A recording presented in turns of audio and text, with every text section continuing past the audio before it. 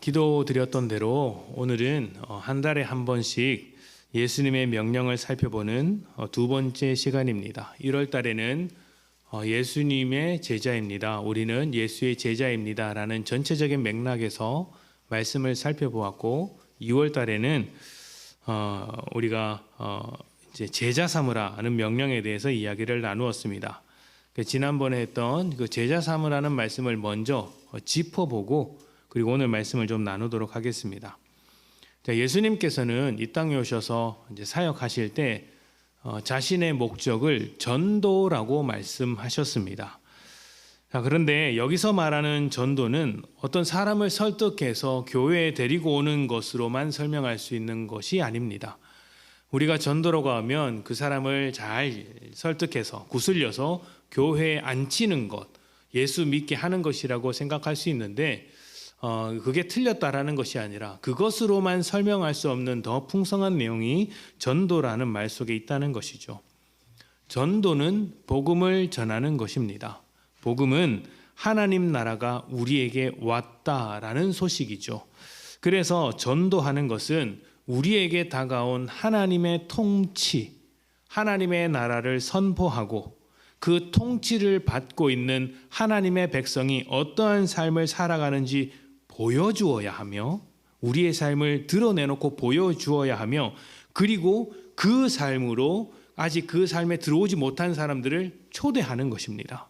하나님 나라의 백성이 왔음을 선포하고 우리가 먼저 하나님 나라의 백성으로 살아가면서 다른 사람들을 그 삶으로 초대하는 것이죠. 이 과정에서 설득하는 과정이 필요하긴 하겠지만 설득으로만 이루어지지 않는다라는 사실을 반드시 기억해야 합니다. 설득이라는 것은 이런 것입니다. 나의 실력, 나의 논리, 나의 지혜를 바탕으로 그 사람을 이렇게 바꾸어내겠다라는 것이죠.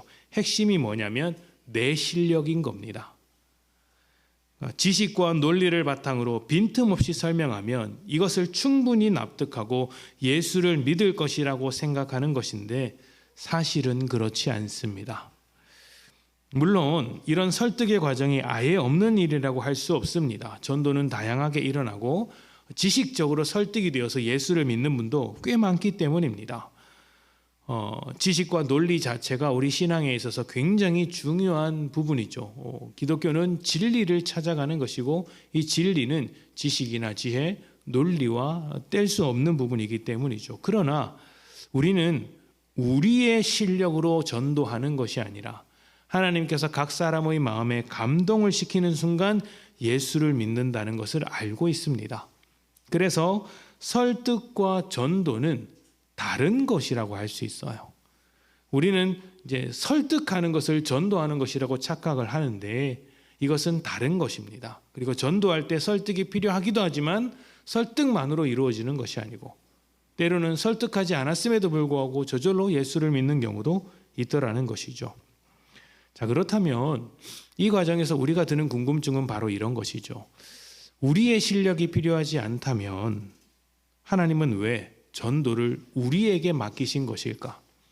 하나님께서 일하셔서 사람의 마음에 감동을 불러일으키는 것이라면 그 일을 왜 우리에게 맡기셨을까? 그냥 하나님께서 하시면 되지. 이것은, 그러니까 전도는 하나님께서 창조하시는 그 새로운 생명을 이제 우리가 함께 경험하도록 초대하는 것입니다. 하나님께서 새로운 인생을 구원하고 새롭게 인생을 창조하는 과정을 함께 가자고, 함께 바라보자고 우리를 초대하는 것이죠. 낮은 모습으로 오신 주님께서 십자가에서 죽으심으로 우리를 구원하신 것처럼 우리는 전도를 통해 날마다 이 십자가의 은혜를 재발견하는 것입니다. 그래서 여러분, 전도할 때 어떻습니까? 고개를 빳빳이 쳐들고 전도하시는 분이 계십니까? 그런 분들은 거의 없을 겁니다. 고개를 숙입니다. 내가 잘못한 것이 없는데도 불구하고 마치 잘못한 것처럼 상대방의 냉담하고 날카로운 반응에 아파하면서도 전도합니다. 빚진 것이 없는데 빚진 자처럼 전도하고, 죄진 것이 없는데 죄진 것처럼 전도합니다. 이런 것이 주님께서 십자가로 순종하신 것처럼 우리는 전도라는 명령 앞에서 순종하는 것이라고 할 수 있죠. 그러다가 한 영혼이 변화되면 어떻게 됩니까? 십자가가 어떻게 생명을 낳게 되는지, 우리의 겸손과 우리의 낮아짐과 우리의 사랑과 우리의 희생에 어떠한 결실을 맺는지 비로소 체감하게 되는 것입니다. 하나님이 살아계시는구나, 하나님께서 이렇게도 일하시는구나 발견하게 되죠.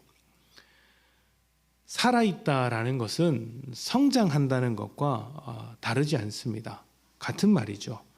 우리가 하나님의 자녀가 되어서 새로운 생명으로 살아가게 되었다면 하나님의 뜻을 따라 성장해야 합니다. 제자 삼으라는 말씀을 따라서 저 사람은 내가 전도해야 되겠다라는 어떤 그 전도의 대상자가 있어야 한다는 말씀이에요. 하나님의 뜻이 우리 가운데서 살아있다면 말이죠. 안 해도 괜찮아. 나 이대로 살아도 되지. 먹고 사는데 지장 없고 뭐 마음 편히 살고 있는데 굳이 내가 전도까지 해서 그렇게 불편한 일을 해야 하는가라고 생각하실지 모르나 여러분, 그 생각을 거두셔야 합니다. 성장을 멈추면 남는 것은 죽는 것밖에 없기 때문이죠. 나이가 많고 적음은 아무 상관이 없습니다.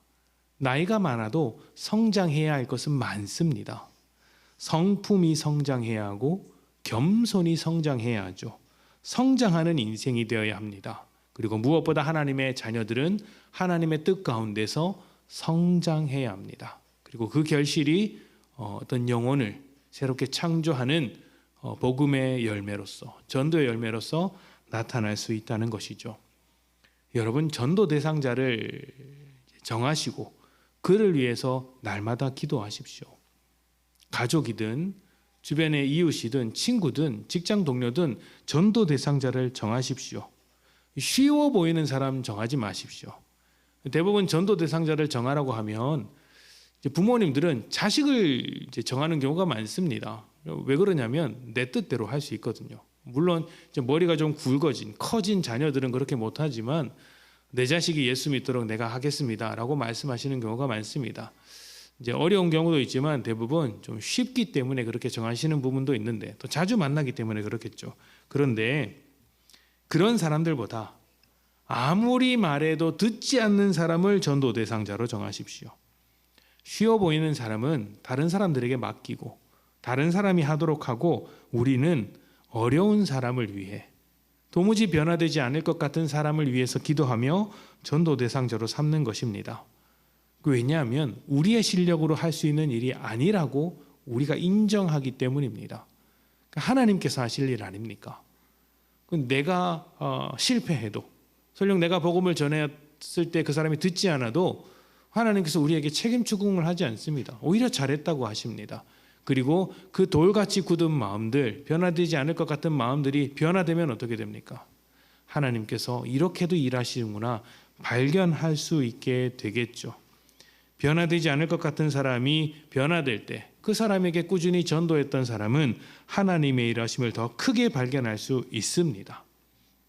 여러분이 항상 전도 대상자를 품고 제자 삼으라는 말씀을 따라서 그렇게 말씀으로 순종하는 여러분들이 되셨으면 좋겠습니다.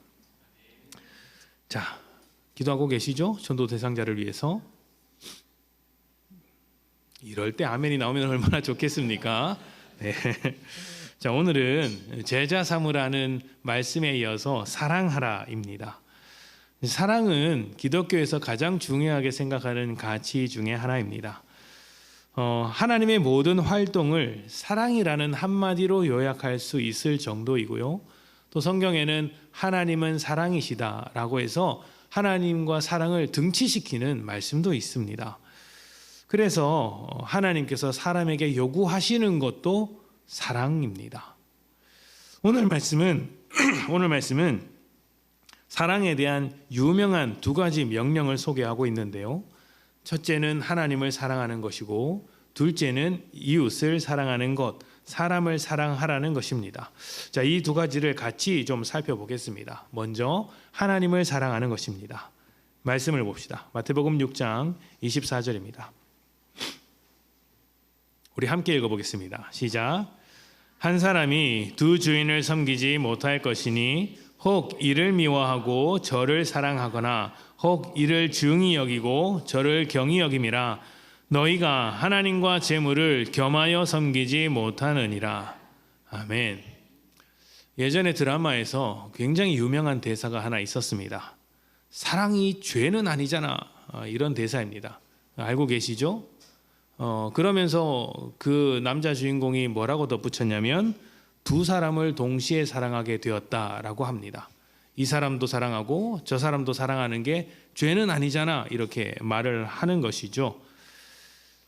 이 말에 동의하십니까? 네, 쌍욕이 안 나온 게 다행이네요. 네, 아주 이상한 말이죠, 사실은. 이런 말을 두고 궤변이라고 이야기를 하고 망언이라고 이야기를 하는 것입니다. 사랑은 그런 게 아니죠. 그 사람이 했던 것은 사랑으로 포장한 탐욕입니다.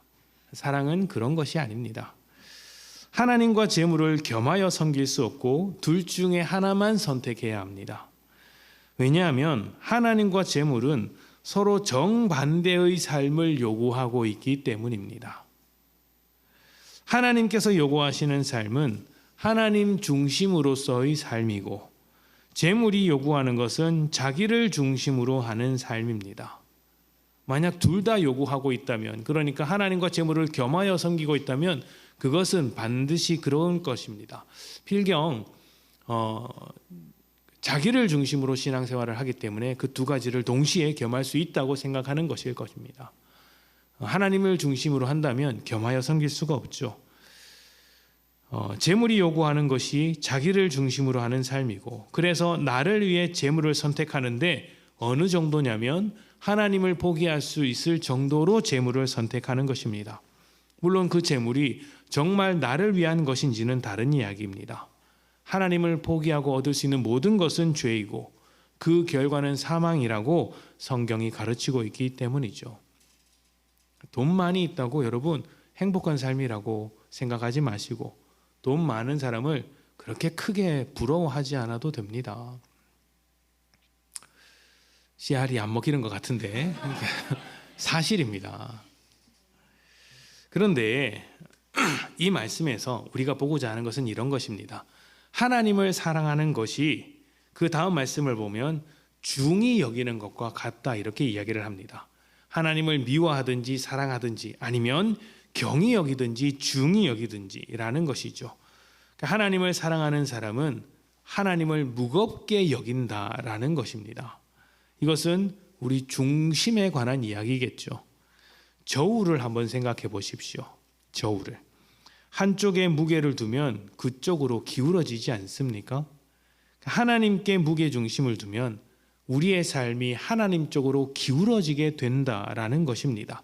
이것이 하나님을 사랑하는 것과 같은 것입니다. 이렇게 기울어진 경우가 사실 우리의 삶에 참 많습니다. 팔은 안으로 굽는다고 하지 않습니까?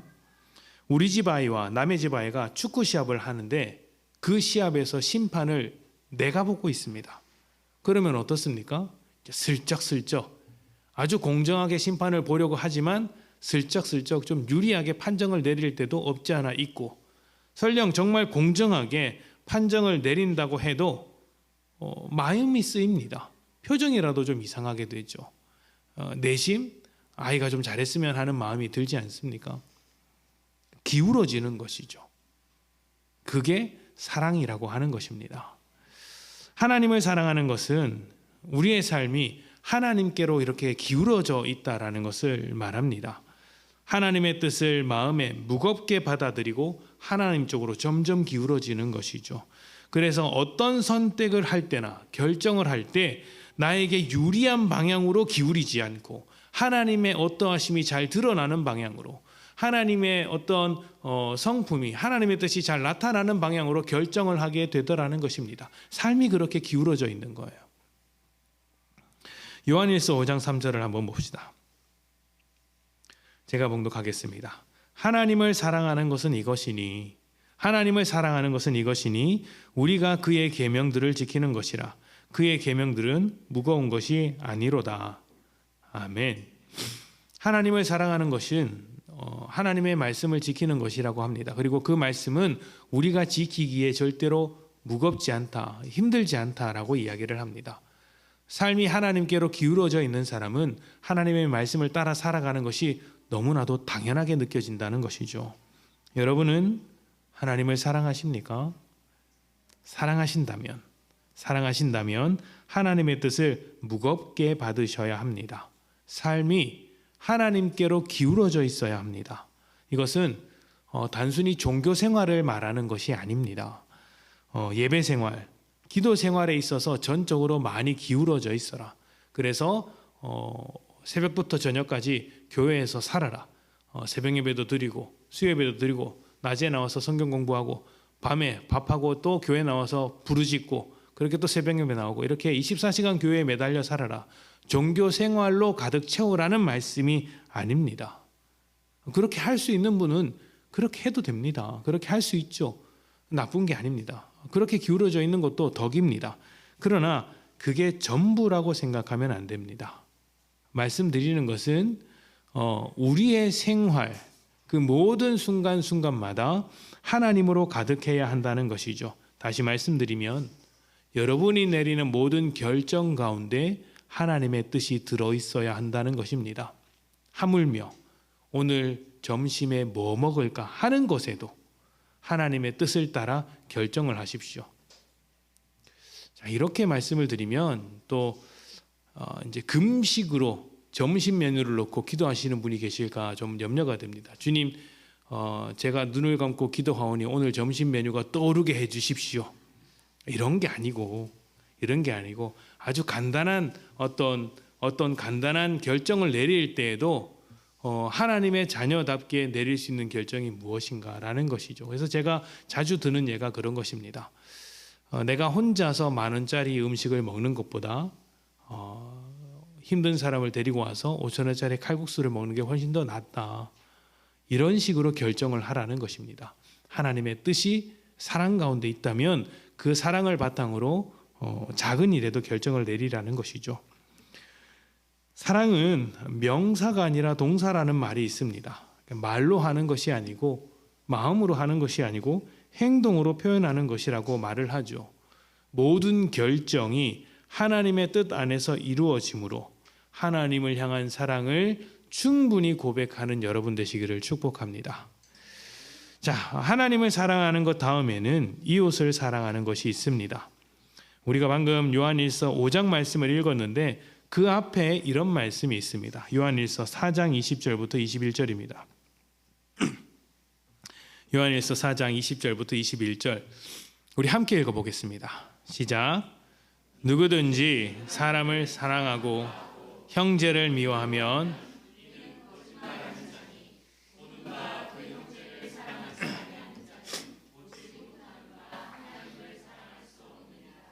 우리가 이 계명을 주께 받았나니 사랑하는 자는 또한 그 형제를 사랑할지니라. 아멘. 하나님을 사랑하는 사람이 하나님의 뜻을 무겁게 받아들인다면 그 다음에 사람을 사랑하게 되는 것은 아주 자연스러운 흐름입니다. 하나님의 뜻을 따라 사랑을 이루어가는 것이죠. 우리는 하나님의 사랑을 십자가를 통해 알게 되었고 그 십자가가 우리를 또 다른 십자가의 자리로 인도합니다. 자기를 부인하고 자기 십자가를 지는 것이죠. 그래서 예수의 십자가를 통해 받은 그 놀라운 사랑을 우리의 십자가로 다른 사람들에게 전달해 주게 됩니다. 마태복음 7장 12절입니다. 이러한 사랑에 대해서 설명하는 말씀인데요. 12절입니다. 제가 봉독하겠습니다. 그러므로 무엇이든지 남에게 대접을 받고자 하는 대로 너희도 남을 대접하라. 이것이 율법이요 선지자니라. 아멘.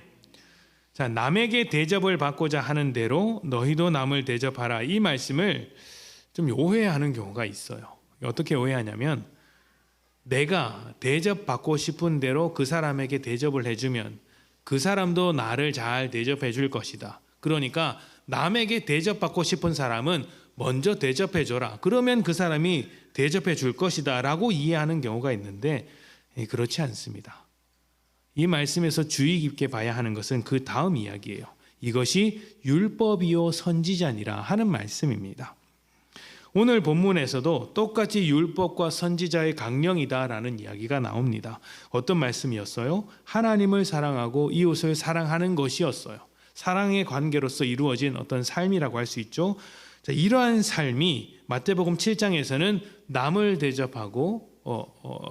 대접하고자 하는 대로 남을 대접하는 것, 남에게 대접을 받고자 하는 대로 남을 대접하라는 것이라는 말입니다. 그러니까 하나님을 사랑하고 이웃을 사랑하는 말이 남을 대접하라는 말이 어렵네요. 하나님을 사랑하고 이웃을 사랑하는 말과 대접받고 싶은 대로 대접해 주라는 말이 같은 말이라는 거예요. 같은 말. 자, 이 말씀이 제가 좀 말을 좀 꼬아서 이야기해서 그런지 모르겠는데요. 조금 더 잘 이해하려면 바로 앞에 어떤 말씀이 있는지를 보면 됩니다. 마태복음 7장 7절부터 11절입니다. 우리 함께 읽어보겠습니다. 자, 시작. 구하라 그리하면 너희에게 주실 것이요 찾으라 그리하면 찾아낼 것이요 문을 두드리라 그리하면 너희에게 열릴 것이니 구하는 이마다 받을 것이요 찾는 이는 찾아낼 것이요 두드리는 이에게는 열릴 것이니라. 너희 중에 누가 아들이 떡을 달라 하는데 돌을 주며 생선을 달라 하는데 뱀을 줄 사람이 있겠느냐. 너희가 악한 자라도 좋은 것으로 자식에게 줄 알거든 하물며 하늘에 계신 너희 아버지께서 구하는 자에게 좋은 것으로 주시지 않겠느냐. 그리고 그 다음에 그러므로 무엇이든지 남에게 대접을 받고 싶은 사람은 남을 대접하라. 이렇게 이야기를 하는 것이죠. 구하라, 찾으라, 두드리라. 그러면 주실 것이다. 찾아낼 것이다. 열릴 것이다. 라고 해서 이 말씀을 기도에 대한 말씀으로 많이들 이해하십니다. 기도에 대한 메시지도 있지만 사실은 보다 더 깊은 뜻이 있죠. 우리가 구할 때 받을 수 있는 이유가 어디에 있느냐 하는 겁니다. 구하고 찾고 두드릴 때 응답해 주는 그 근거가 무엇이냐 하는 것이죠. 어디에 있습니까? 하늘 아버지께서 선한 아버지다라는 것에 있습니다. 하나님께서 우리의 선한 아버지가 되신다라는 것입니다. 그러니까 악한 사람이라도 자기 아들에게는 좋은 것으로 줄 안다. 하물며 하늘에 계신 너희 아버지께서는 오죽하시겠느냐. 그러니까 하나님과 우리의 관계, 이것을 바탕에 두고 하는 이야기라는 말씀입니다. 하나님께서 우리를 자녀로 삼으시고 사랑의 대상으로 받아주신 것, 이것이 다른 사람을 대접할 수 있는 이유가 됩니다. 하나님께서 우리를 긍휼히 바라보셨기 때문에 우리도 다른 사람을 긍휼한 마음으로 바라봅니다. 하나님께서 하나님의 뜻을 따르지 않으며 날마다 하나님을 배신하고 하나님과 다른 선택을 하고 있는 원수의 자리에 앉아 있다고 말할 수 있는 우리를 포기하지 않으셨듯이 우리 역시 원수진 그 어떤 사람을 한 사람의 인간으로서 대접해 준다는 것입니다. 그 사람이 얼마나 자격이 있느냐는 중요하지 않습니다. 문제가 되지 않습니다. 왜냐하면 하나님께서 우리를 자녀로 삼아 주셨기 때문이죠. 여러분, 우리를 자녀로 삼아 주셨다라는 말의 의미를 한번 곰곰이 생각을 해 보십시오. 집에 가서 한 10분, 5분 정도만 곰곰이 생각을 해 보십시오. 여러분의 모습을 보면서 한번 생각해 보시라는 것입니다. 하나님의 편에서 우리가 지금 이러한 모습으로 살아가는 것이 조금이라도 도움이 되겠습니까? 조금이라도 하나님께서 좋아할 만한 것이 되겠습니까? 하나님 편에서 보면 우리는 하나님께 도움이 되지 않고 말썽만 피우는 존재입니다. 기도할 때마다 뭐 달라고 하죠. 하나님의 뜻을 금세 잊어버리죠.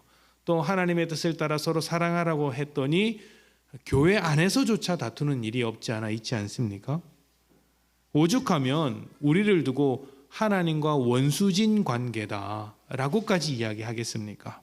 그런데 하나님께서 그런 우리를 먼저 사랑하셨습니다. 그냥 사랑한 게 아니고 먼저 사랑하셨다는 게 중요합니다. 먼저 관계를 만드신 것이죠. 하나님의 편에서는 도움이 되지 않음에도 불구하고 우리를 위해 그 관계를 시작하신 것입니다. 사실 여러분도 이 관계를 너무 잘 알고 있습니다. 부모와 자식 관계가 이와 아주 비슷합니다. 부모와 자식의 관계는 누가 먼저 시작하냐면 부모가 시작을 합니다. 부모가 자녀를 낳기 때문이죠. 그런데 여러분, 자식이 여러분의 인생에 도움이 됩니까? 크게 안 됩니다.